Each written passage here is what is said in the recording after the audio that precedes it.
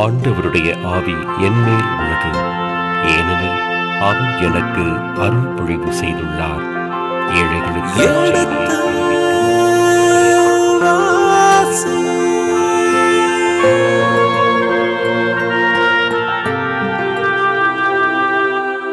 எடுத்து வாசி.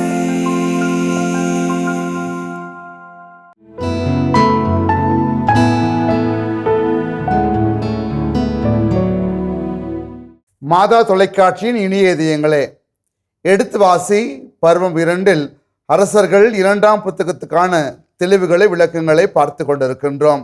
இதற்கான விளக்கங்களை தெளிவுகளை நமக்கு கொடுக்க இருக்கின்றவர் அருட்பணியாளர் ரேமன் ஜோசப் அடிகளார் அவர்கள் நாம் வரவேற்போம். வணக்கம் தந்தையே.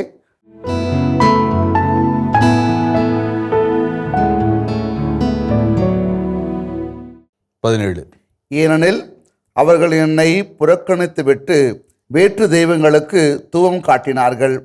அவர்கள் தங்கள் கைவினையான சிலைகள் அனைத்தாலும் எனக்கு சினமூட்டினார்கள். ஆக 2 குற்றச்சாட்டுகள். ஒன்று, வேற்று தெய்வங்களுக்கு தூவம் காட்டுதல். 2வது, என்னை புறக்கணித்து எனக்கு சினமூட்டினார்கள். எனவே இந்த விடத்தின் மேல் நான் கொண்ட என் சினம் கனன்று எரியும், அதை தணிக்க இயலாது. 2 குற்றப்பழிகள் அவர்கள் மீது சுமத்தப்படுகிறது. ஒன்று, வேற்று தெய்வங்களை அவர்கள் நாடி அவர்களுக்கு தூவம் காட்டுவது. 2வது, தங்கள் கைகளினால் செய்யப்பட்ட சிலைகள் அனைத்திற்கும் வழிபாடு நடத்துவது. 3வது, என்னை புறக்கணித்து விடுவது. ஸோ யாரை புறக்கணித்து விட்டார்கள்? யாவையை புறக்கணித்து விட்டார்கள். 2வது என்ன பண்ணாங்க? வேற்று தெய்வங்களுக்கு தூவம் காட்டுகிறார்கள். 3வது, கைவினையான சிலைகள் அனைத்திற்கும் அவர்கள் தூவம் காட்டினார்கள். இப்போ 3 நிலைகளில் அவர்கள் தவறு செய்திருக்கிறார்கள். இப்போ அடுத்த பகுதி இதுதான். இந்த 17ஆம் வசனம் வரை இருக்கிற அந்த 3வது குறும்பகுதி. இப்பொழுது 4வது குறும்பகுதிக்கு போகிறோம். 18 முதல் 20. யோசியா தண்டனை தீர்ப்புக்கு முந்திக் கொள்ளுதல். அதாவது தண்டனை தீர்ப்பு சொல்லப்பட்டு விட்டது. என்ன தண்டனை தீர்ப்பு? மிக தெளிவாக இருக்கிறது. அவர்களை நான் தண்டிப்பேன். ஏனென்றால் அவர்கள் என்னுடைய வார்த்தைகளை அதன்படி வாழலை, அவங்களுக்கு தீங்கு வர செய்வேன். என்றால் கைவினைப் பொருட்களை சிலைகளாக வழிபட்டு இருக்கிறார்கள், வேற்று தெய்வங்களை வழிபட்டுகிறார்கள், என்னை புறக்கணித்திருக்கிறார்கள், எனக்கு சினம் மூட்டி இருக்கிறார்கள். அவர்கள் சினத்திற்கு தப்பிக்க முடியாது. என்னுடைய சினம் அவர்களை நிச்சயமாக கனன்று கொண்டிருக்கிற அந்த சினம் எரிக்கும். அதை அணைக்கவே முடியாது.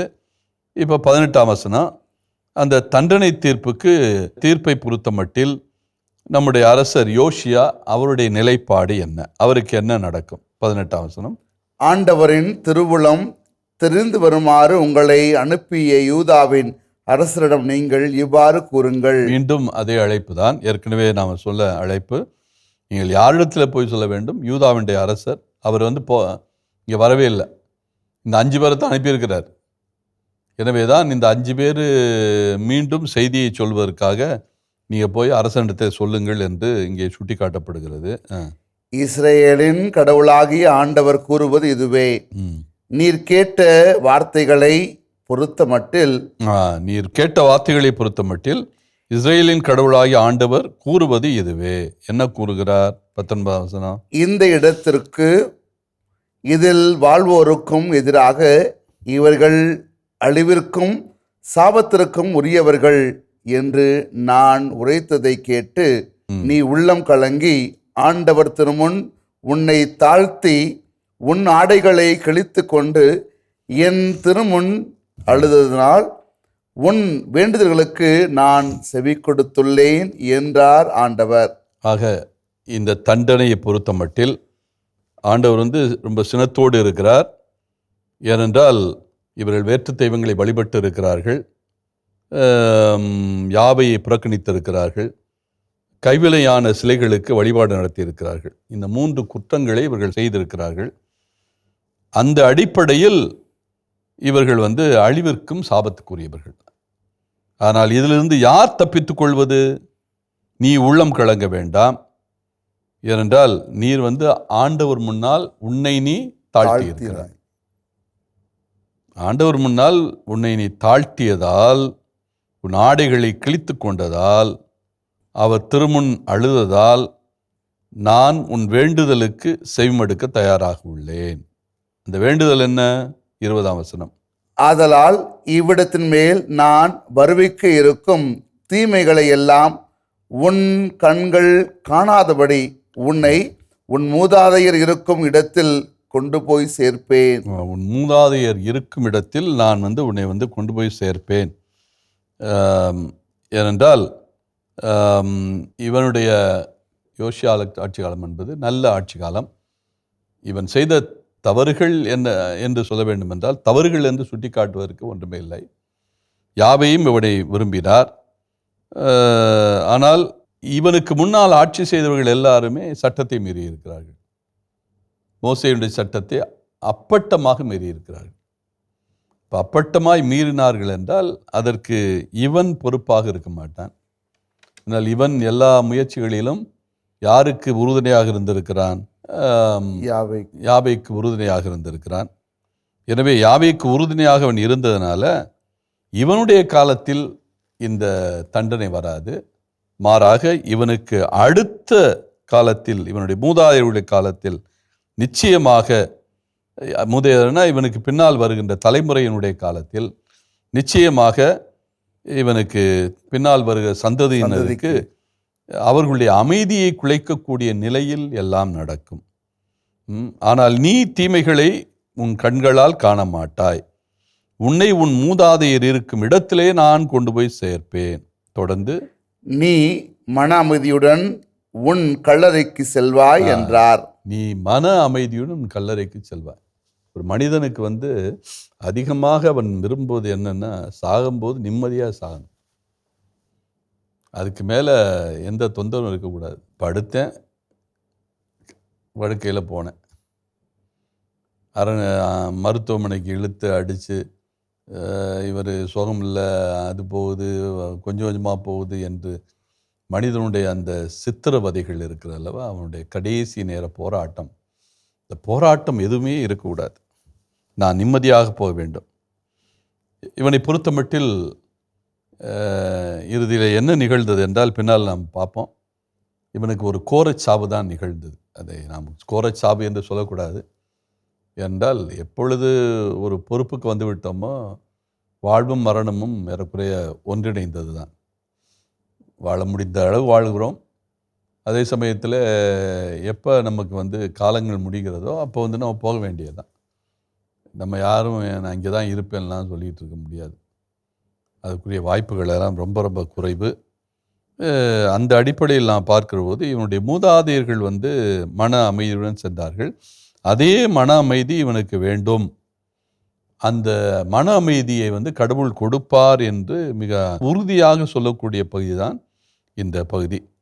அவர்கள் திரும்பி சென்று அரசருக்கு இந்த செய்தியை தெரிவித்தார்கள். எந்த செய்தி? உன்னுடைய காலத்தில் இந்த தண்டனையெல்லாம் வராது, ஆனால் உன்னுடைய காலத்துக்கு பிறகு உன்னுடைய சந்ததியினருக்கு இந்த தீமை நிகழும் என்பதில் மாற்று கருத்து இல்லை என்பதை தெள்ளத் தெளிவாக இந்த பகுதி சுட்டி காட்டுகிறது. ஆக குறைய நாம் 4 பகுதிகளை, குறும்பகுதிகளை இந்த பகுதியிலே பார்த்துருக்கிறோம். முதலாவது பகுதி 11ஆம் வசனம். அந்த இறைவார்த்தையை கேட்டவுடனேயே இவனுடைய செயல்பாடு எப்படி இருந்தது. 12-13 ஆண்டவருடைய திருவுளத்தை அறிய அரசன் முயற்சி செய்வதை பார்த்தோம். 14-17 வரை அந்த தண்டனை தீர்ப்பு, இஸ்ராயல் நாட்டுக்கும் மக்களுக்கும் வழங்கப்படுகின்ற அந்த செய்தி. அந்த தண்டனை தீர்ப்பு வருகின்ற போது இவனுடைய நிலை என்ன, யோசியாவுடைய நிலை என்ன, அவன் தப்பிப்பானா தப்பிக்க மாட்டானா? தப்பிப்பான் என்று விவிலியம் சொல்லுகிறது. 18-20. ஆக இதெல்லாம் உள்ளடக்கி இந்த 2வது பகுதி யோசியாவும் சட்ட நூலும் என்கிற அந்த தலைப்பு நமக்கு சில விளக்கங்களை சொல்லி இருக்கிறது. அடிப்படையில் பார்த்தோம் என்றால் யோசியா வந்து இந்த தண்டனை தீர்ப்புக்கு தப்பித்துக் கொள்கிறான் என்றால் அவன் ஒரு நீதிமான், நேர்மையாளர். ஆனால் யோசியா தப்பித்து கொண்டாலும் மக்கள் வந்து பாதிக்கப்படுவார்கள் என்கிற கருத்து, மக்களுக்கு வந்து தீமை வரும் என்கிற கருத்து வந்து இங்கே வலியுறுத்தப்படுகிறது. ஏனென்றால் அந்த அளவுக்கு மூதாதையர்கள் வந்து தவறுகளை செய்திருக்கிறார்கள். இஸ்ராயல் மக்கள் அவர்கள் செய்த தவறுக்கு வந்து தண்டனையை அனுபவித்தான் ஆக வேண்டும் என்கிற ஒரு நிலைப்பாட்டில் இந்த பகுதி நமக்கு செய்தியை சொல்லுகின்றது. நன்றி தந்தையே. இதை இன்றைய காலகட்டத்தில் இந்த 22ஆம் அதிகாரத்தை நாம் பார்க்க வேண்டும் என்றால் என்ன செய்தி நம்ம கொண்டு போய் சேர்க்கலாம் தந்தையே? அடிப்படையில் யோசியா மன்னன் நல்ல மனிதன், நேர்மையாளன். ஒரு நேர்மையாளன் எப்படி இந்த தண்டனை தீர்ப்பிலிருந்து தப்பித்துக் கொள்கிறான் என்கிற செய்தியைத்தான் நாம் கடைசி பகுதியிலே பார்க்குறோம். 18 முதல் 20 வசனத்தில் ஏன் யோசியாவுக்கு வந்து எந்த தண்டனை வரவில்லை, அவனுக்கு பின்னால் வந்தவர்கள் எல்லாம் நாடு கடத்தப்பட்டார்கள், இந்த நாட்டிலே வாழ்கின்ற போதே அவமானப்படுத்தப்பட்டார்கள். ஆனால் யோசியா மட்டும் எப்படி தப்பித்து கொண்டான் என்கிற அந்த கேள்விக்கு வந்து இவனுடைய வாழ்க்கையே நமக்கு நல்ல பாடமாக அமைகிறது. திருச்சட்ட நூலை கண்டுபிடித்ததிலிருந்து அந்த திருச்சட்ட நூல் சொன்னபடி இவன் தன்னை மாற்றிக்கொள்ள விரும்பியது வரை. வேறு அரசர்கள் என்றால் இதெல்லாம் ஏற்றுக்க மாட்டாங்க, தூக்கி எறிஞ்சிடுவாங்க. ஆனால் ஜோஷியாவை பொறுத்த மட்டும் அப்படி இல்லை. இதை வந்து மதித்திருக்கிறான். அதற்கு என்ன தீர்வு காணலாம் என்பதையும் அங்கே சிந்தித்து பார்க்கிறான். திருச்சட்ட நூல் என்பது இங்கே நமக்கு இணைச்சட்டத்தை தான் இங்கே சுட்டி காட்டுகிறது. என்றால் 2 சட்டம் இருக்கிறது. முதல் சட்டம், 2ஆவது சட்டம். முதல் சட்டம் என்பது மோசே சட்டம், சீனாய் மலை உடன்படிக்கையின் வழியாக வந்த சட்டம். 19 முதல் 24 அதிகாரங்கள் கொண்ட அந்த பகுதி. விடுதலை பயணம் 19ஆம் அதிகாரத்திலிருந்து 24ஆம் வரை இருக்கிற அந்த பகுதிகள் தான் முதல் சட்டம் என்று அழைக்கப்படுகிறது, மோசே சட்டம் என்று அழைக்கப்படுகிறது. அதன் பிறகு 32லிருந்து 34 நமக்கு வந்து ஒரு குறிப்பிட்ட செய்தியாக ஆரோன் வந்து வேற்று தெய்வத்தை, அதாவது மக்கள் கொண்டு வந்த வெள்ளி அல்லது தாமிரம் அல்லது பொன் நகைகளை எல்லாம் உருக்கி வந்து ஒரு கடவுளை உருவாக்கி அதை வழிபட ஆரம்பித்தார்கள் என்கிற அந்த சிந்தனையை வந்து நாம் அறிகிறோம். அந்த சிந்தனையை உள்ளடக்கியதான் 22, 23, 24 பொற்கன்றுக்குட்டி வழிபாடு.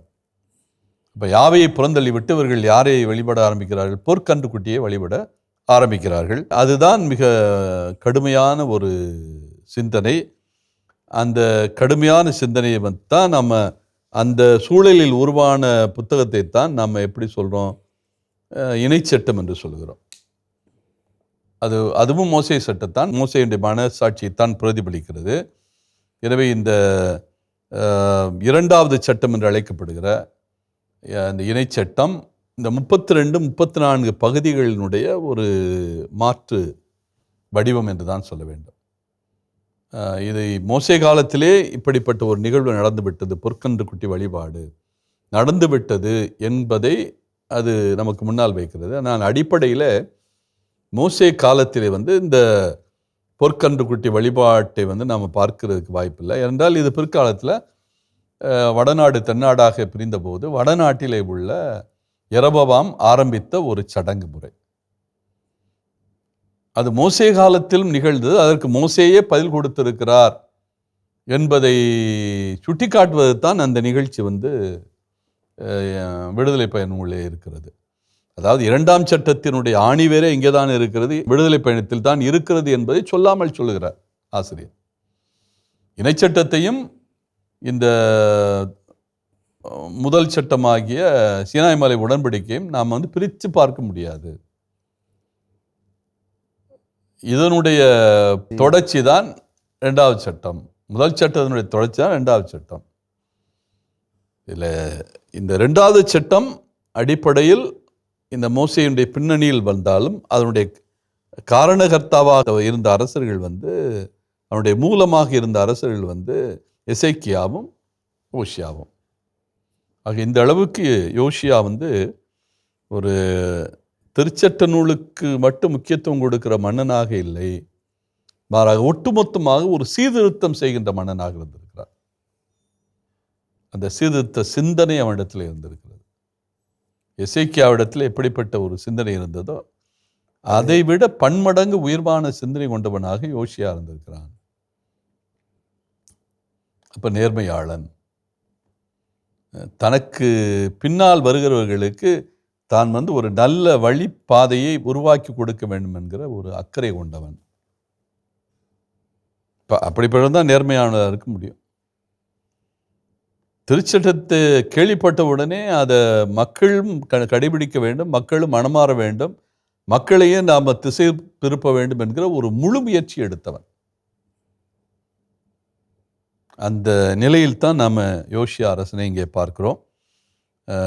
நேர்மையாளனாக, திருச்சட்டத்தை அடையாளம் காண்கின்றவனாக, திருச்சட்டத்தின்படி தன்னுடைய ஆட்சி முறையை வகுத்து கொண்டவனாக, இப்படிப்பட்ட ஒரு சீர்திருத்த சிந்தனையாளனை நாம் விவிலியத்தில் பார்ப்பது அரிது. ஆனால் அதற்குரிய நிலைப்பாட்டிலே கொஞ்சம் கூட அனுப்பிசகாமல் வாழ்ந்து காட்டியவன் இந்த யோசியா என்கிற அரசன். எனவே இவன் நீதிமானாக இருந்திருக்கிறான், நீதி நேர்மையாளனாக இருந்திருக்கிறான், சட்டத்தையும் அறிந்திருக்கிறான், இந்த சட்டத்தின்படி தன்னுடைய ஆட்சியை நடத்த வேண்டும் என்கிற பேரார்வம் கொண்டிருக்கிறான்.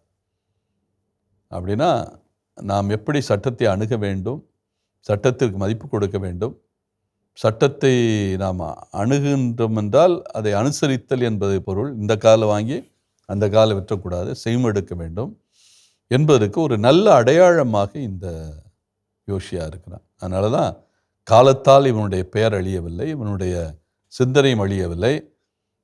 இவன் வரலாற்றிலே ஒரு நல்ல அரசனாக தடம் பதித்து விட்டு சென்றிருக்கிறான். நன்றி தந்தையே, அருமையாக சொன்னீங்க யோசுவா அரசனை பற்றி. நன்றி. அரசர்கள் 2ஆம் நூல், அதிகாரம் 22.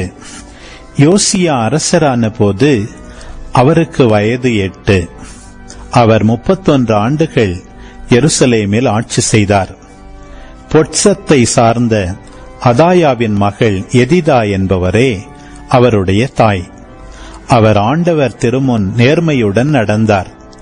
தம் தந்தை தாவீது நடந்த எல்லா வழிகளிலும் வலப்புறமோ இடப்புறமோ பிறழாது அவரும் நடந்தார். தமது ஆட்சியின் 18ஆம் ஆண்டில் அரசர் யோசியா மெகல்லாமின் புதல்வன் அட்சலியாவின் மகன் சாப்பான் என்னும் எழுத்தனை ஆண்டவரின் இல்லத்துக்கு அனுப்பி கூறியது: நீ தலைமைக்குரு எல்கியாவிடம் சென்று ஆண்டவரின் இல்லத்திற்கென மக்களிடமிருந்து வாயிற்காப்போர் பெற்றுக்கொண்ட எல்லா பணத்தையும் மொத்த கணக்கெடுக்கச் சொல். அவர்கள் அப்பணத்தை ஆண்டவரின் இல்லத்தில் பழுது பார்க்க நியமிக்கப்பட்ட மேற்பார்வையாளரின் கையில் ஒப்புவிக்கட்டும். அவர்கள் ஆண்டவரின் இல்லத்தை பழுது பார்க்கும் வேலைக்காரர்களுக்கு கொடுக்கட்டும். அதாவது தச்சர்கள், கொத்தர்கள், கட்டடச் சிற்பிகளுக்கு கொடுக்கட்டும். பெற்றுக்கொள்ளும் பணத்தின் கணக்கை அவர்களிடம் கேட்க வேண்டாம், ஏனெனில் அவர்கள் நம்பிக்கைக்குரியவர்கள். தலைமைக்குரு எல்கியா எழுத்தன் சாப்பானை நோக்கி, ஆண்டவரின் இல்லத்தில் ஒரு சட்ட நூலை கண்டெடுத்தேன் என்று சொல்லி அந்நூலை சாப்பானிடம் கொடுக்க அவனும் அதை படித்தான். பின் எழுத்தன் சாப்பான் அரசரிடம் வந்து பதில் மொழியாக, அரசே, உம் அடியார்கள் கோவிலில் கிடைத்த பணத்தை சேகரித்து ஆண்டவரின் இல்லத்தில் வேலை செய்வோரின் மேற்பார்வையாளரிடம் கொடுத்துவிட்டனர் என்று சொன்னான். மேலும் அவன் அரசரிடம், குரு எல்கியா என்னிடம் ஒரு நூலை கொடுத்துள்ளார் என்று கூறி அரசர் முன்னிலையில் அதை படித்து காட்டினான். அரசர் சட்ட நூலின் வார்த்தைகளை கேட்டதும் தம் ஆடைகளை கிழித்துக் கொண்டார். பின் குரு எல்கியாவையும் சாப்பானின் மகன் அகிகாமையும் மீகாயாவின் மகன் அக்போரையும் எழுத்தன் சாப்பானையும் அரச அலுவலன் அசாயாவையும் நோக்கி, அரசர் இட்ட கட்டளை இதுவே: நீங்கள் போய் என்னை குறித்தும் மக்களை குறித்தும் யூதா முழுவதை குறித்தும் கண்டெடுக்கப்பட்ட இந்நூலில் என்ன எழுதப்பட்டுள்ளது என்று ஆண்டவரின் திருவுளத்தை தெரிந்து வாருங்கள். ஏனெனில் இந்நூலில் நமக்காக எழுதப்பட்டுள்ளவற்றிற்கு நம் மூதாதையர்கள் செவி கொடுக்கவும் இல்லை, அவற்றின்படி நடக்கவும் இல்லை. எனவே ஆண்டவரின் சினம் நமக்கெதிராக கொழுந்துவிட்டு எரிகிறது என்றார். குரு இல்கியாவும் அகிகாமும் அக்போரும் சாப்பானும் அசாயாவும் குல்தா என்ற இறைவாக்கினரிடம் சென்று அவரை கண்டு பேசினர். இவர் எருசலேமில் 2ஆம் தொகுதியை சார்ந்தவர். அர்கசின் புதல்வனான திக்வாவின் மகனும் ஆடையக மேற்பார்வையாளனுமான சல்லூம் என்பவனின் மனைவி. அவர் அவர்களை நோக்கி, இஸ்ரேலின் கடவுளாகிய ஆண்டவர் கூறுவது இதுவே: என்னிடம் உங்களை அனுப்பியவரிடம் நீங்கள் சொல்ல வேண்டியது, ஆண்டவர் கூறுவது இதுவே: யூதாவின் அரசர் படித்த அந்த நூலின் வார்த்தைகளின்படி நான் இந்த இடத்திற்கும் அதில் வாழ்வோர்க்கும் தீங்கு வரச் செய்வேன். ஏனெனில் அவர்கள் என்னை புறக்கணித்துவிட்டு வேற்று தெய்வங்களுக்கு தூபம் காட்டினர். அவர்கள் தங்கள் கைவினையான சிலைகள் அனைத்தாலும் எனக்கு சினமூட்டினர். எனவே இவ்விடத்தின் மேல் கொண்ட என் சினம் கனன்று எரியும், அதை தணிக்க இயலாது. ஆண்டவரின் திருவுளம் தெரிந்து வருமாறு உங்களை அனுப்பிய யூதாவின் அரசனிடம் நீங்கள் இவ்வாறு கூறுங்கள்: இஸ்ரேலின் கடவுளாகிய ஆண்டவர் கூறுவது இதுவே: நீ கேட்ட வார்த்தைகளை பொறுத்தமட்டில் இந்த இடத்திற்கும் இதில் வாழ்வோருக்கும் எதிராக இவர்கள் அழிவிற்கும் சாபத்திற்கும் உரியவர் என்று சொல்லப்பட்டுள்ளதை கேட்டு நீ உள்ளம் கலங்கி ஆண்டவர் திருமுன் உன்னை தாழ்த்தி உன் ஆடைகளை கிழித்துக் கொண்டு என் திருமுன் அழுததனால் உன் வேண்டுதலுக்கு நான் செவி கொடுத்துள்ளேன் என்கிறார் ஆண்டவர். ஆதலால் இவ்விடத்தின் மேல் நான் வருவிக்க இருக்கும் தீமைகளை எல்லாம் உன் கண்ணால் காணாதபடி உன்னை உன் மூதாதையர் இருக்கும் இடத்தில் கொண்டு சேர்ப்பேன். நீ மன அமைதியுடன் உன் கல்லறைக்குச் செல்வாய் என்றார். அவர்கள் திரும்பிச் சென்று அரசருக்கு இச்செய்தியை தெரிவித்தனர். இதன் தொடர்ச்சியை அடுத்த பகுதியிலே தொடர்வோம். அதுவரை இணைந்திருங்கள். இயேசுவுக்கே புகழ், இயேசுவுக்கே நன்றி, மரியே வாழ்க. 2வது குறும்பிரிவு யோகாவாசின் ஆட்சியும் அவன் எகிப்துக்கு நாடு கடத்தப்படுதலும். அது 31 முதல் 34. யோசியாவுடைய ஆட்சி காலத்துக்கு பிறகு மக்கள் மிக கடுமையான பாதிப்பை சந்திக்க வேண்டியிருக்கும். அதனால் யோசியா இப்பொழுது தயாரிக்கின்றார் மக்களை. அதான் யோசியாவினுடைய ஒரு சிறப்புத்தன்மை.